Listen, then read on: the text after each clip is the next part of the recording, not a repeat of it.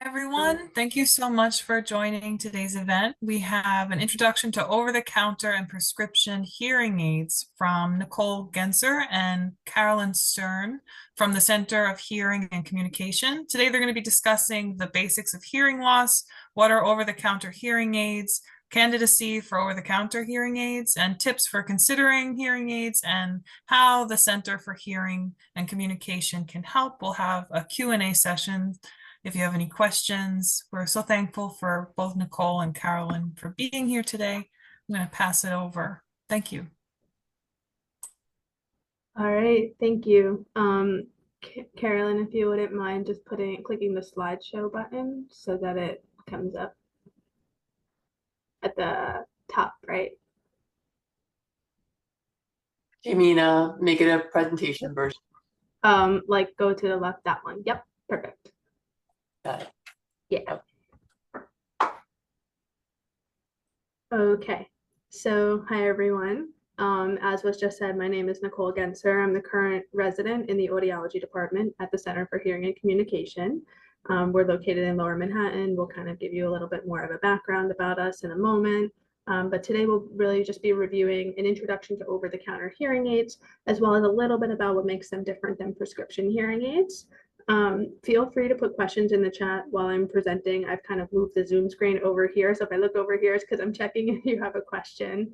And if I can answer it as we're going, I will. Otherwise, we'll kind of hold those to the end. All right, next slide.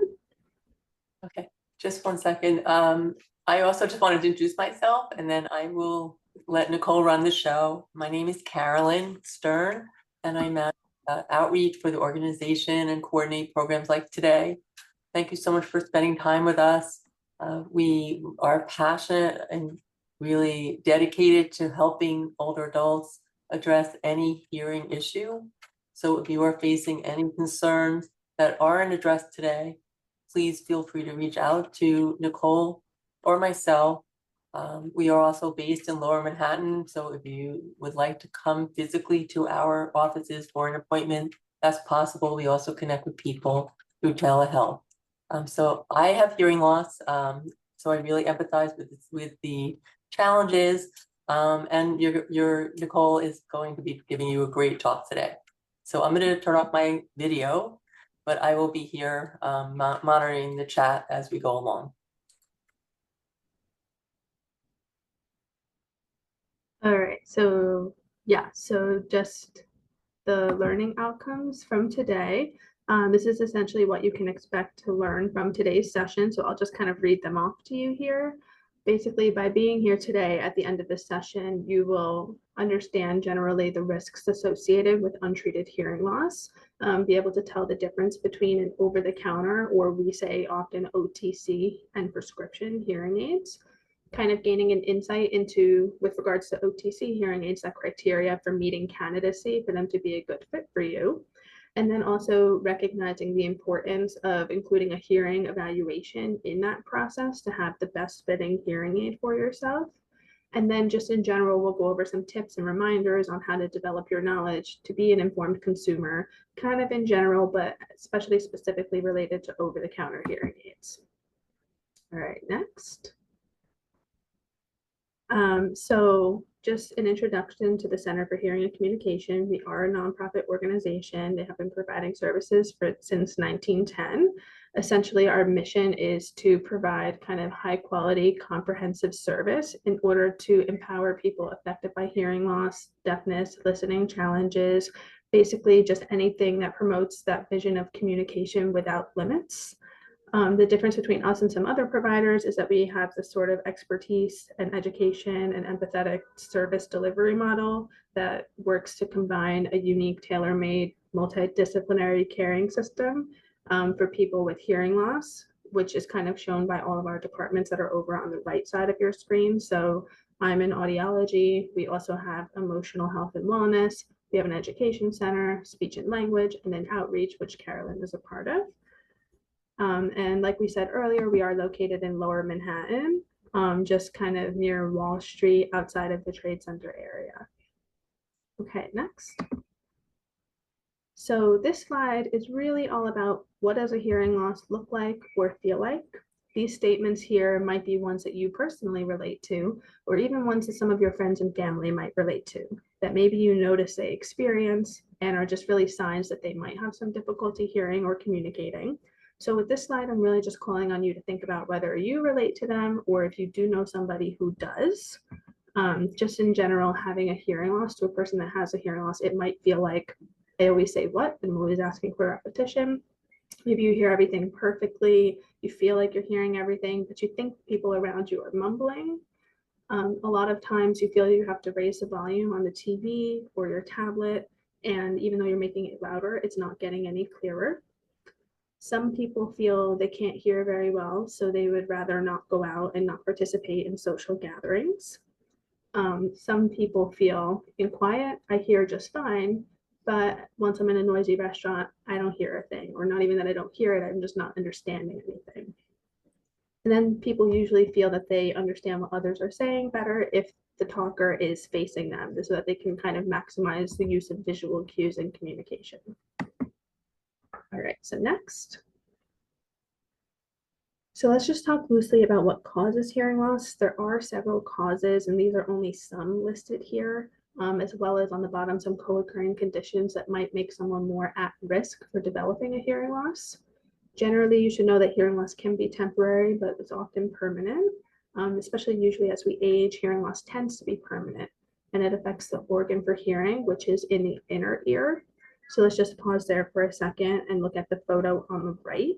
You can see that there are three main parts of the ear. There's kind of like that outside portion that we see, and then there's like the bridge that goes into the inner ear. And each part is critical in getting sound from the world around us up to our brains so that we can hear it.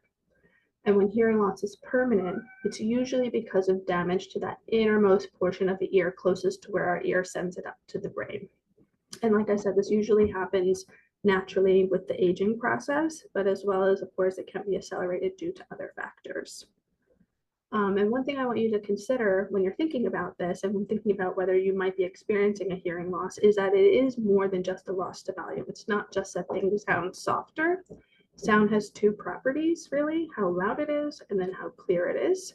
So even if things don't seem too low to you, but seem less clear, or even if you're feeling like you have to put a little bit more effort into understanding what somebody is saying, you might be experiencing some hearing loss. Or like I said, maybe you don't necessarily relate to that, but if you kind of notice somebody else doing that, they might be experiencing it as well. So next. We just want to take a moment and talk about the risks of noticing hearing loss and not addressing it. Some of the risks of untreated hearing loss are related to the three things over on the left there: depression, falls, and dementia/Alzheimer's. And we'll just go through each of those very generally right now. So research actually does show that untreated hearing loss is linked to about a 50% greater risk of depression. That seems a little bit jarring, but let's just walk through that a little bit. When hearing loss is untreated, like I said before, people tend to avoid social and communication situations, which then inherently just kind of contributes to some loneliness, impacts self-esteem, sort of leads to an overall different concept of oneself. It's also been shown to be linked to about a 30% greater chance of an accidental fall, and that risk actually increases depending on how severe the hearing loss is. That also might sound a little bit weird. It's important to know that the balance system is actually housed inside our ear. So it's not that a hearing loss is causing you to fall. It's just that when two systems in our body share the same circuitry or like share the same plumbing, so to speak, when one system has an issue, there is a chance that the other one is sometimes affected by that malfunction or is at least at risk of being affected. So that's really just what we're saying with that.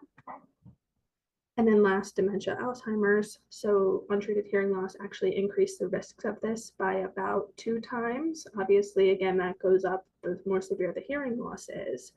And this is really just related to keeping that hearing nerve active when using hearing aids and, again, reducing listening effort that I mentioned before. Like, this is all about how much cognitive resource do I have left over when I'm working so hard to listen or fill in the gaps that maybe I'm not getting access to.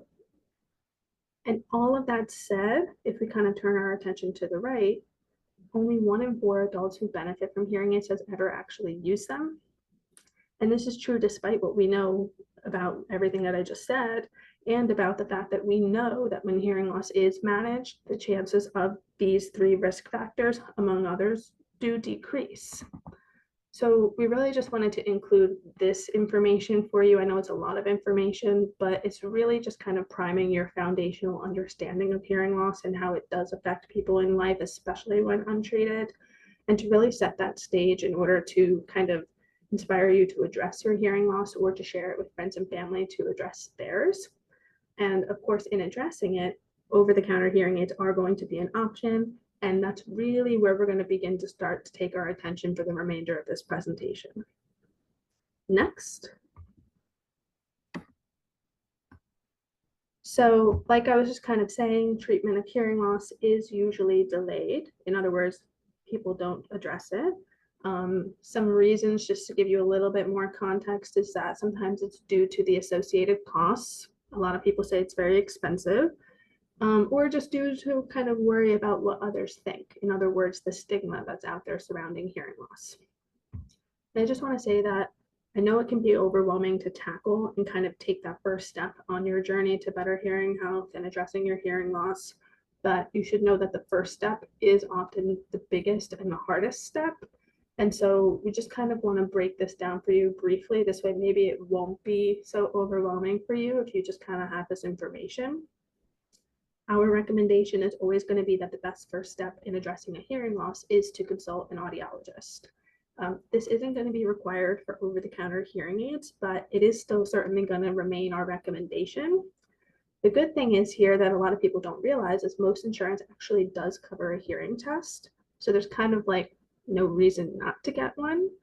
And then just with regards to prescription hearing aids, because we do get this question a lot too, there are some insurance coverage for them depending on what insurance you have. So Medicaid, at least in New York State, will usually cover 1 hearing aid, not 2, just 1 for the most part.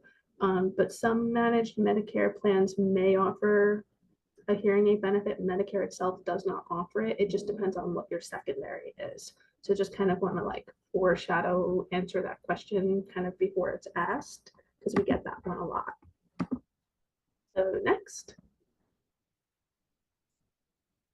So this is just sort of a visual to give you an idea of the various hearing aid styles that are out there.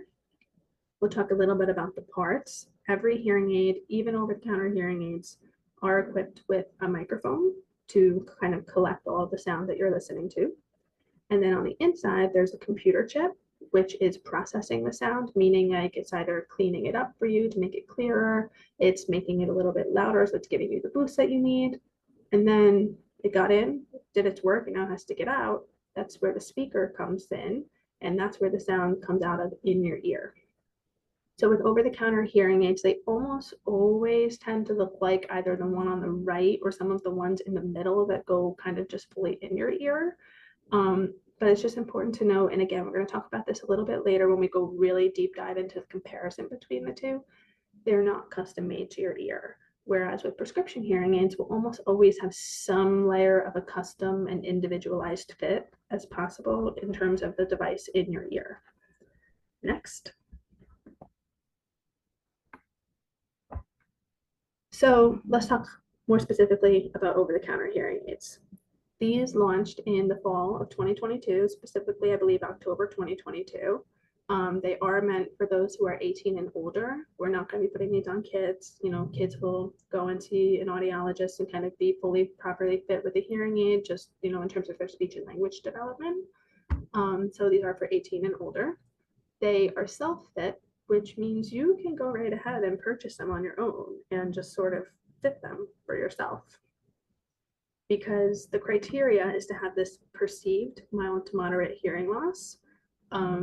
They're specifically designed for people who have this perceived mild to moderate hearing loss. And you're going to hear us say that quite a bit during this presentation, meaning that they are really good and they do work really well. And, you know, I do feel that they deserve to be considered as an option for you, but it's only going to work if you fall within that mild to moderate hearing loss range, which is kind of like, okay, what does that mean, right? Like, how do I know if I'm perceiving a mild to moderate hearing loss? And this is exactly why, even though it's not required for an over-the-counter hearing aid, we still recommend a hearing test, because it might be difficult to know if you have a mild to moderate hearing loss or not a hearing loss more severe. And a lot of times, just kind of speaking from my experience working clinically, by the time most people notice that they have a hearing loss, it's sort of more in the moderate range, if not getting worse. So to perceive that you're kind of mild to moderate is a pretty sweet spot to have to hit, and it's kind of better to just have the hearing test to be sure. Because it's like I said, these devices, they're good, but they're made for those with mild to moderate hearing loss in mind. So if your hearing levels are poorer than that, they likely won't provide you with the optimal benefit that you could be getting from an appropriately fit device. So that's just the caveat with that. So just a little bit more about over-the-counter hearing aids in general. You can be purchased online or at the store. You probably have seen them around. It's not required for you to have a hearing test or a prescription to get them, like I said. But again, a full hearing test is always a good idea, and we want to ensure that you are a candidate for over-the-counter hearing aids, which we're going to go over in a moment. The last thing that's also important to think about is that some of the products do require a smartphone to set up and control the hearing aid. So if you don't own a smartphone, not necessarily every product will be a good fit for you. So you just want to check and make sure of that when you're purchasing it. And then it's also important to check about the return policy and the repair warranty, because there actually is not an official standard required by the FDA to provide you these things with an over-the-counter hearing aid. And not only is it not a requirement, but it means that every company can kind of just decide what they're going to make those policies. And so you just want to make sure that you're comparing that between products before you purchase one. Next. So I've already stressed multiple times now that sort of importance of hearing testing to see if you meet that mild to moderate criteria range. But let's talk about some other reasons it's good to consider a full hearing test. There might be some other additional medical interventions and tests that may have to be done in order to manage your hearing loss and get a full picture of kind of your personal hearing health. So again, this is why it's so important that if you do decide to pursue over-the-counter hearing aids, you see an audiologist first, because again, they're not only determining if you're a candidate for OTC in terms of like your hearing levels, but they also can tell you if additional management from other providers is needed, such as an ENT, which is an ear, nose, and throat doctor. So let's just go down this checklist and review some symptoms that would not make you a candidate for OTC hearing aids. If you check any of these, you're probably not a candidate, regardless of your hearing levels. So if you have tinnitus, these might not be right for you. This is like any ringing or buzzing in your ears. If you have tinnitus, you definitely want to think about getting a hearing test. And then also note that most prescription hearing aids actually do have capabilities to help to manage tinnitus and alleviate the perception if it's something that is bothersome to you. If you're somebody who has better hearing in kind of one ear versus the other, definitely not a candidate. You should really consider a hearing test, because anytime there's a difference between the ears, we actually recommend to ENT for follow-up to determine really what's driving that difference. We usually expect ears to be pretty symmetrical. So if we're just sort of putting on an OTC, we might miss something else that's going on. If you have any pain or fluid or discharge from the ear, infections, excessive wax, this again warrants ENT referral. So anything that's going to warrant an ENT referral is going to be a reason not to consider over-the-counter hearing aids, because we really just don't want to miss that something else is going on. And this also goes for if you do have a history of vertigo and dizziness, because again, that for us would warrant an ENT referral. If your hearing is rapidly getting worse, or there's a sudden loss, or there's kind of a significant decrease in your hearing, you might not be considered a candidate, because again, medically, we need to determine, is there anything that's going on that's kind of causing that drop or that change? And with that, you would need a hearing test to determine that, as well as needing kind of adjustments to your hearing aids from an audiologist. So you wouldn't really be able to just kind of set it and forget it. And this is also why it wouldn't be a good idea to think about OTC if you are on a medication that's causing hearing loss or related to that, such as having a history of chemotherapy or radiation, because those are ototoxic medications. Ototoxic medication meaning harmful to the ear. And when a medicine is harmful to the ear, it tends to contribute to hearing loss and kind of those levels changing over time. So that's really just to say you want to be cautious about where you land in terms of whether you meet that mild to moderate hearing level criteria. Yes, do you meet it in the first place? but also, do you stay there? Or are you someone whose hearing is changing or is at risk to kind of rapidly progress? So would you really want to consider an OTC in that case? Probably not. All right, next.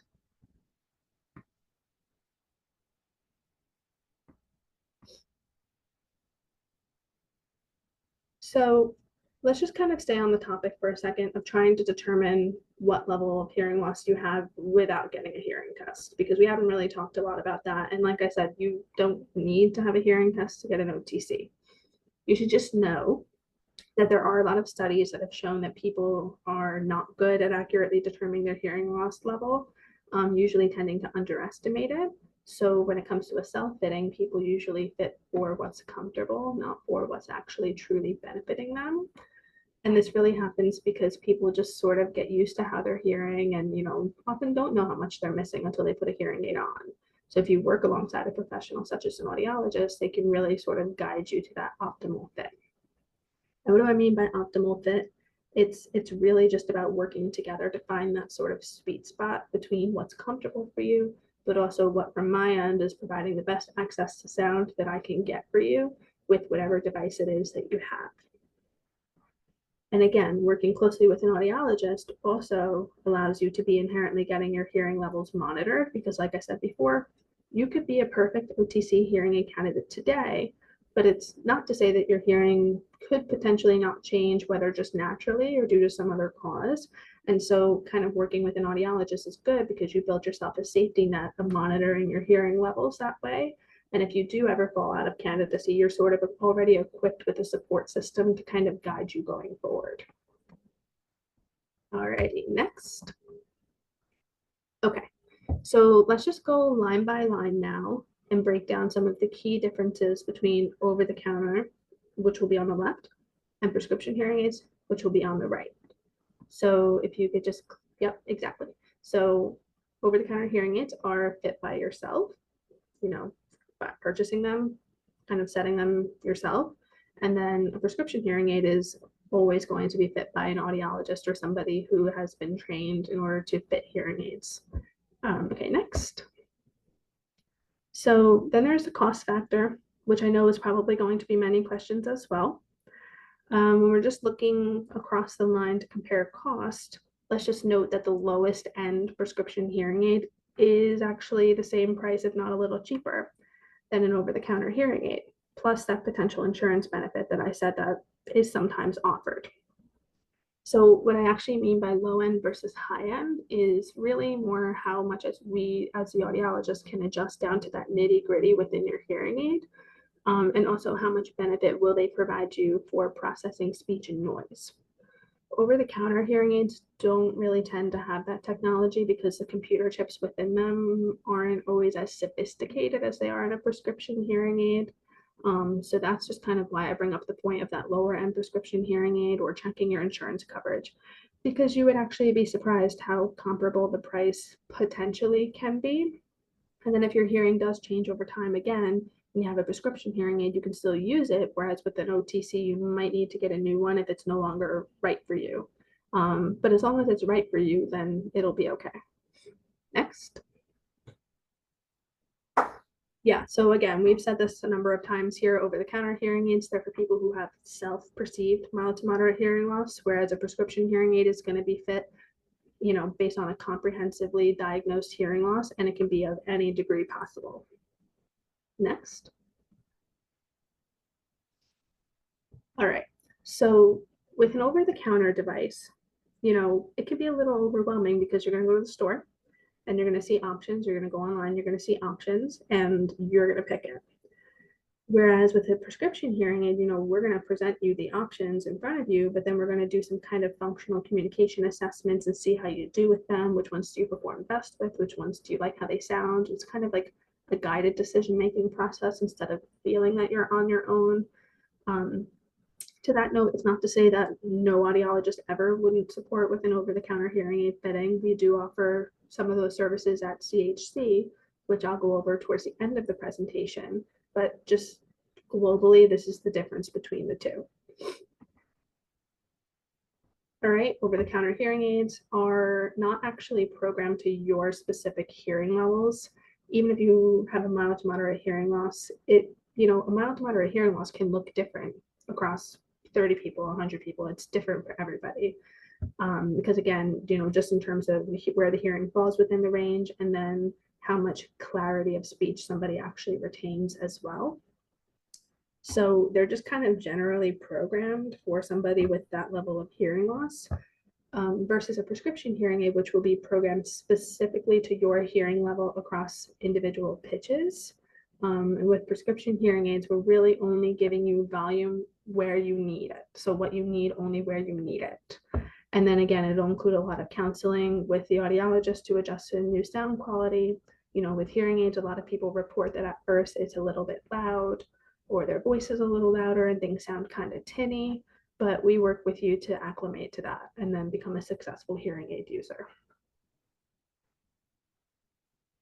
And to that end, when you purchase an over-the-counter hearing aid, there is no inherent follow-up included, whereas with a prescription hearing aid, many of them come with services kind of bundled up in there. So they'll include follow-ups to make adjustments and help with your transition to becoming a successful hearing aid user.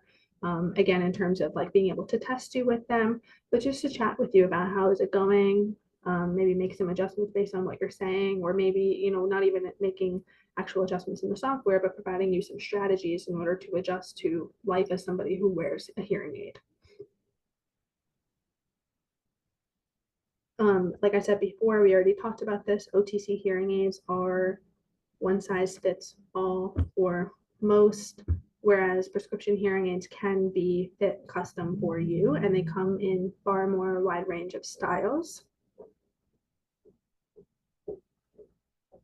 And again, I talked about this earlier too, how the FDA does not mandate any sort of return policy, but a prescription hearing aid is almost always going to come with a mandated return policy depending on your state. At least in New York State, it's mandated. And then I think I also said this earlier, OTC hearing aids don't usually tend to come with a loss and damage warranty. So if you lose it, you're kind of out. Whereas the repair warranty, sometimes they come with repair warranties. It just varies again between company to company, whichever one you're getting. So you want to make sure you're paying attention to that.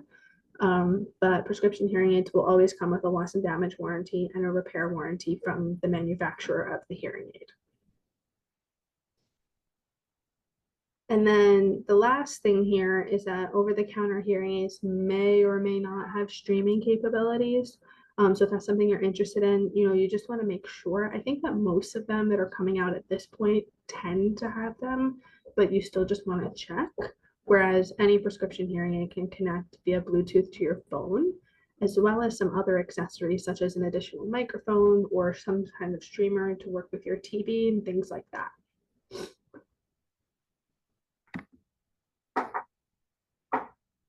So if you decide to purchase an over-the-counter hearing aid, we just kind of wanted to provide you these tips and recommendations. So I'll just leave this up here and you can kind of read through it and I'll loosely discuss them all. So the first thing that I've been mentioning is to get a hearing test. We've already talked at length about this being the best way to determine whether you are a candidate for over-the-counter hearing aids, but also to determine the type and degree of hearing loss you have. And this will really allow the audiologist to further determine if any additional recommendations need to be made, like any referrals to the ENT for any potential underlying audiological issues. And this is exactly why it's important to sort of review the device warnings before you purchase it and see if there are any kind of medical red flags listed on the packaging that might coincide with that checklist from before that we discussed that would maybe make you not a candidate despite your hearing level being mild to moderate. And then I also mentioned checking with your insurance, see if they offer a benefit for a prescription hearing aid. Just make the comparison, give yourself all the information that you can. This is something to consider when making your decision, especially if you're really only looking at over the counter because it's cost effective. And yeah, across the range, no insurance involved, it is cheaper. But again, it doesn't always work out that way. Sometimes it can be the same cost. Sometimes prescription can even be a little bit cheaper. It just depends on your insurance, so you want to check. We also discussed kind of understanding the features that are included with the hearing aid. So again, checking about the warranty, how long does the batteries last? Is there a repair? Is there loss and damage? Can I return it? Does it connect with Bluetooth? What can I do with that? And do I have to use a smartphone in order to fit them? And then again, with over-the-counter and prescription hearing aids, I think it's important to make the point that you have to give yourself time to get used to the hearing aids. You know, we said earlier about kind of getting back sound that you were missing in the past. Your brain really needs to get used to the new stimulation that it's receiving. It's probably getting back a lot of the sound that it hasn't gotten in a while. So it just doesn't remember what that sounds like. And when you get them, whether it's OTC or prescription, the more you wear them, the better memory that your brain will have for what things sound like, and you will adapt to them. It just takes time. And especially in different listening environments, that's going to take time to get used to too. So this is really where it might be good, if that's something that you're kind of reacting to or resonating with, to consider the support of an audiologist in this journey, whether you pursue over-the-counter hearing aids or prescription, because we are trained to help you through that. And, you know, whether it's needing device adjustments or just to talk about what's working and what isn't, we can review strategies kind of with the technology and outside of the technology that might help you live more comfortably with it. You know, hearing aids, OTC or regular, are not a cure, and they don't magically fix or reverse the hearing loss. What they're really doing is just kind of providing you access to the sound that you were missing without them. But again, there is that learning curve with them for your brain to remember or relearn, you know, what to do with all this sound that is suddenly getting.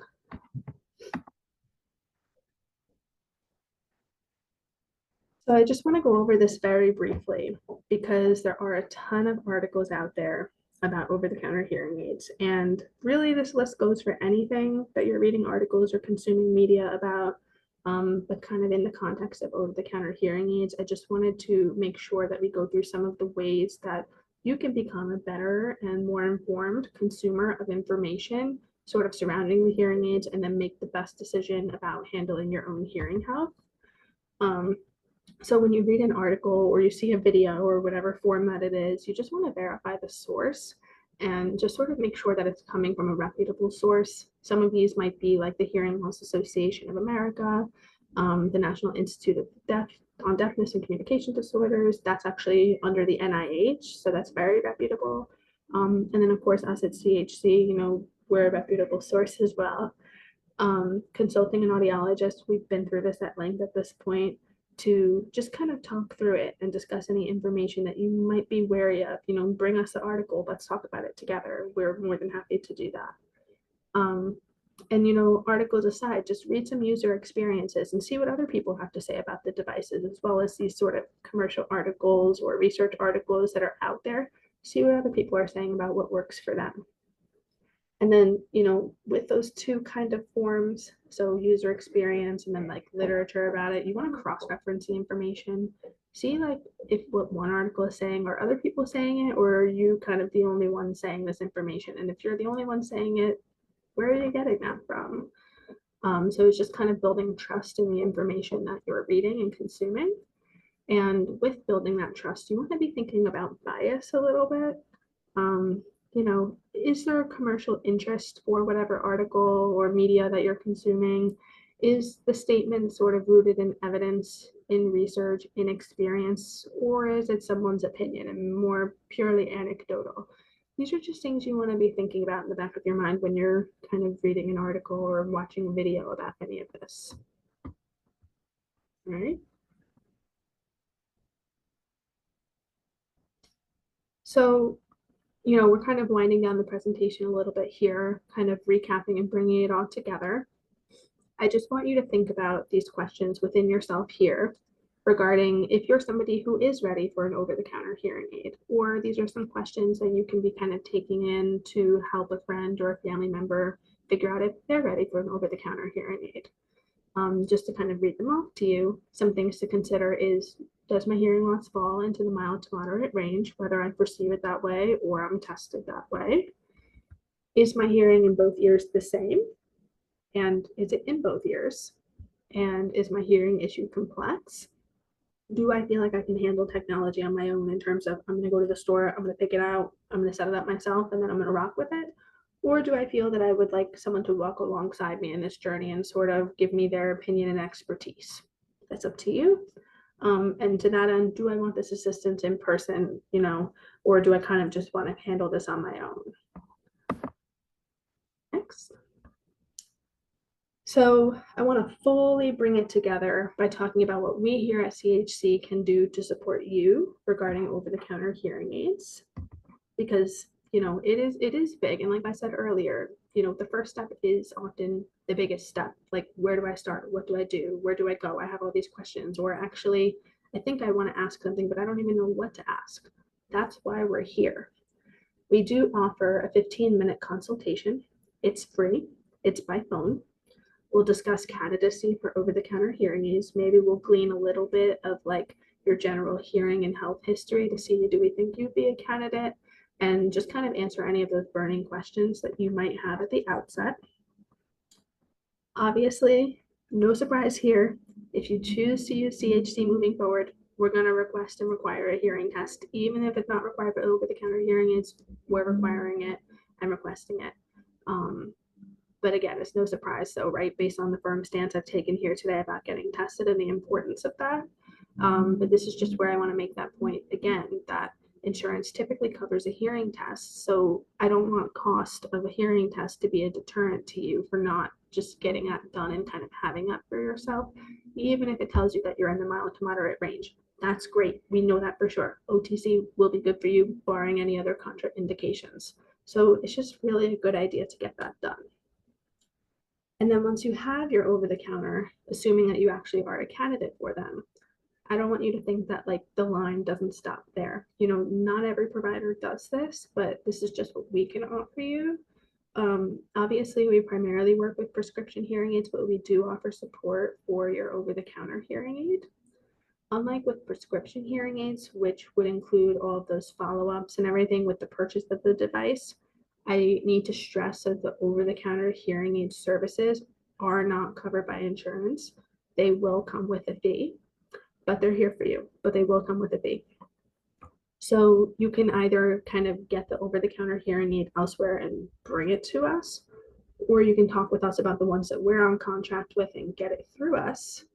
And then, so either bringing it to us or getting it, now we have it. Now we can help you set it up, again, for a fee, but we can help you with the setup this way you're not doing it on your own. And then we can also do some of that testing with them that we would normally do with somebody who gets a prescription hearing aid.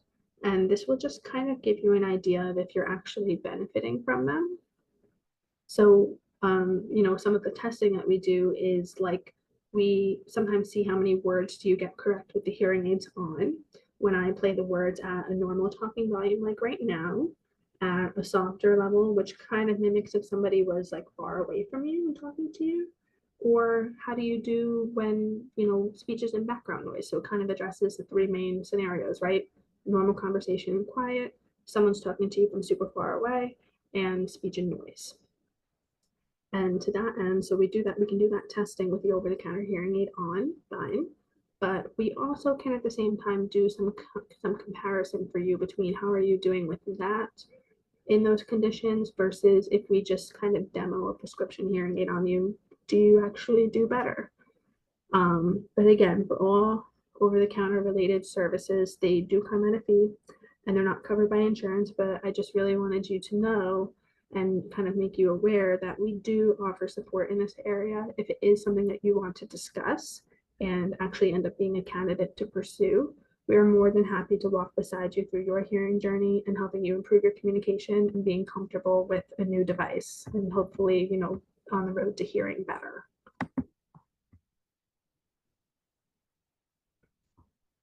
Okie doke, so that kind of rounds out our presentation for today. My information is up there on the left. If you have any questions after this, feel free to email me.